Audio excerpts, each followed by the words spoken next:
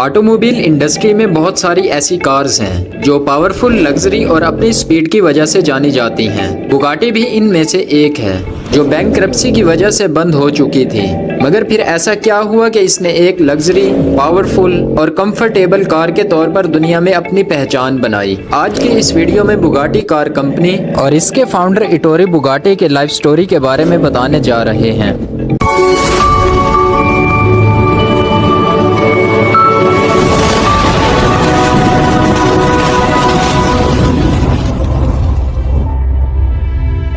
Carlo Bugatti اور Teresa لوریولی کے 3 بچے ایٹوری، ریمبرانٹ اور ڈینیسا تھے۔ چھوٹا بیٹا ریمبرانٹ اپنے والد کی طرح ایک آرٹسٹ تھا اور وہ جانوروں کے مجسمے بناتا تھا۔ ایٹوری بگاٹی 15 ستمبر 1881 کو میلان، اٹلی میں پیدا ہوا۔ دوسری فیملیز کی طرح ایٹوری کا باپ بھی چاہتا تھا کہ وہ اپنے خاندان کے ٹریڈیشن کو اپنائے اور ایک آرٹسٹ بنے۔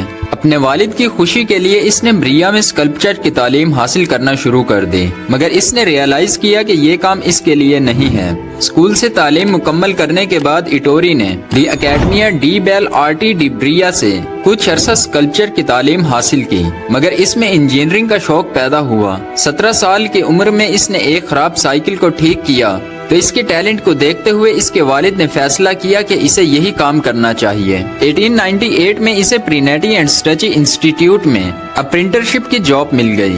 یہ کمپنی ٹرائی سائیکلز بناتی تھی۔ اس کمپنی میں ایٹوری نے پہلی موٹرائز ٹرائی سائیکل ٹائپ 1 بنائی۔ آلدو اس نے کوئی انجینئرنگ نہیں کی تھی، مگر وہ اپنی سکلز کی وجہ سے بڑی کمپنیز میں جاب تلاش کرنے لگا اور اس کے والد نے بھی اسے بہت زیادہ انکریج کیا۔ اس کی پہلی prototype try cycle commercially produce تو نہیں ہوئی تھی، مگر اس سے ایٹوری میں بہت زیادہ انٹرسٹ پیدا ہوا اور 2 سال بعد اس نے پہلی 4 ویل آٹو موبائل بنائی جسے بگاٹی ٹائپ 2 کا نام دیا۔ اس کی سپیڈ 10 کلومیٹر پر آورس تھی۔ ایٹوری کے ٹیلنٹ کو دیکھتے ہوئے اسے ایلساز میں ڈی ڈیٹریج کار فیکٹری میں وہیکل ڈیزائنر اور ڈیویلپر کی جاب مل گئی۔ اس وقت ایٹوری مائنر تھا اور اس کے والد نے فرینچ لاء کے مطابق جاب کانٹریکٹ پر سائن کیے تھے۔ 1904 میں ایٹوری نے ڈی ڈیٹریج بنائی اور 2 سال بعد ایٹوری بگاٹی نے ایملی میتھیز کے ساتھ مل کر اسٹراسبرگ میں فیکٹری بنائی، مگر 2 سال بعد ہی ایٹوری نے پارٹنرشپ ختم کر دی اور الکرچ گریفن سٹیڈن کے نام سے ایک ریسرچ سینٹر بنایا، جہاں اس نے ایک اور ینگ پائنیئر یورپین کار فرم دی جرنل انٹرنیشنل کمبسچن انجن مینوفیکچرر ڈیوڈز کے ساتھ پارٹنرشپ کی۔ دونوں نے مل کر کئی پروٹوٹائپس بنائی اور ڈیوڈز ایٹوری کے کام سے بہت زیادہ خوش تھی۔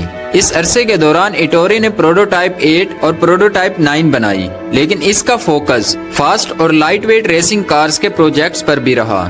دن میں وہ ڈیوڈز کے لیے ہیوی کمرشل وہیکلز بناتا اور رات کو اپنے گھر کی بیسمنٹ میں کمپیکٹ آٹو موبائلز بناتا تھا۔ گھر کی بیسمنٹ میں اس نے پہلی ٹائپ 10 انڈیپینڈنٹ بگاٹی بنائی۔ 1909 میں ایٹوری نے اپنے برانڈ کو انٹروڈیوس کرنے کے لیے ڈیوڈز کے ساتھ کانٹریکٹ ختم کر دیا اور اس نے مولسیم میں آٹو موبائل ایٹوری بگاٹی کے نام سے کمپنی بنائی۔ ٹائپ 10 کے بعد ایٹوری نے بگاٹی ٹائپ 13 اور بگاٹی ٹائپ 23 بنائی۔ اسی دوران ورلڈ وار 1 شروع ہو گئی۔ 1915 سے 1916 کے درمیان ایٹوری نے ڈیوسنبرگ برادرز کے ساتھ کام کیا اور U16 انجن بنایا جو کہ کامیاب نہیں ہوا۔ جنگ کے بعد ایٹوری واپس مولسیم آیا اور دوبارہ لائٹ ویٹ سپورٹس کار بنانا شروع کر دیں۔ 1925 تک بگاٹی نے 400 سے زائد ریسز جیتی تھیں اور 1926 تک بگاٹی نے 2000 پروٹوٹائپس بنائی۔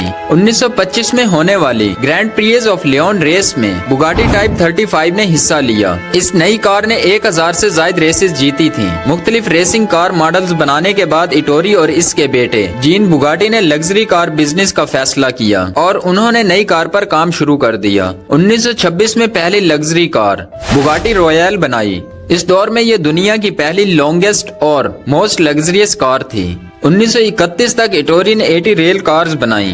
اسی وجہ سے گریٹ ڈپریشن اور بینکرپسی سے کمپنی بچ گئی، مگر 1936 میں بگاٹی کی زندگی میں بہت زیادہ چینج آئی جب ملک میں نیشنل سٹرائکس کی وجہ سے ایٹوری نے مولسیم پلانٹ کا چارج اپنے بیٹے جین کے حوالے کر دیا۔ 1939 میں جین بگاٹی روڈ ٹیسٹ کر رہا تھا اور اچانک ایک سائیکلسٹ اس کی کار کے سامنے آیا، جسے بچاتے ہوئے جین کی کار ایک درخت سے ٹکرائی اور جین کی ڈیتھ ہو گئی۔ اس انسیڈنس نے ایٹوری کو بہت زیادہ نقصان پہنچایا۔ ابھی ایٹوری اس تکلیف سے نکلا نہیں تھا کہ سیکنڈ ورلڈ وار شروع ہو گئی اور جرمن آرمی نے اس کے پلانٹ پر قبضہ کر لیا۔ 1944 میں ایٹوری کی وائف کی بھی ڈیتھ ہو گئی۔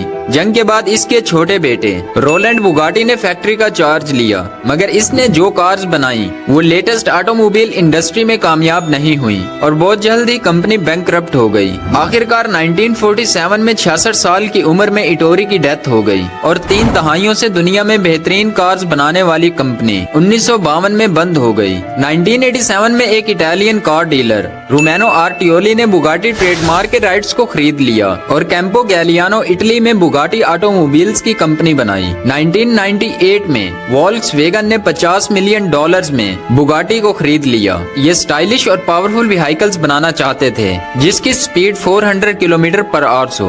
2005 में बुगाटी वायरन को लॉन्च किया गया। आज बुगाटी दुनिया की सबसे महंगी कार्स में शुमार होती है, लेकिन इतना ज्यादा महंगी कार्स होने के बावजूद बुगाटी कंपनी बहुत ज्यादा फाइनेंशियल डिफिकल्टीज से गुजरी है। 2019 में फर्डिनेंड फीच की डेथ के बाद वोल्क्सवैगन ने बुगाटी कंपनी को एक क्रोएशियन ईवी कंपनी रिमैक को सेल कर दिया था। 2019 में दुनिया की सबसे महंगी कार लावोचियर नोयर बनाई, जो कि $18 मिलियन की सेल हुई। आज भी बुगाटी ग्लैमर और एक्सक्लूसिविटी की वजह से पूरी दुनिया में जानी जाती है और इस तरह इटोरी बुगाटी की लेगेसी चल रही है।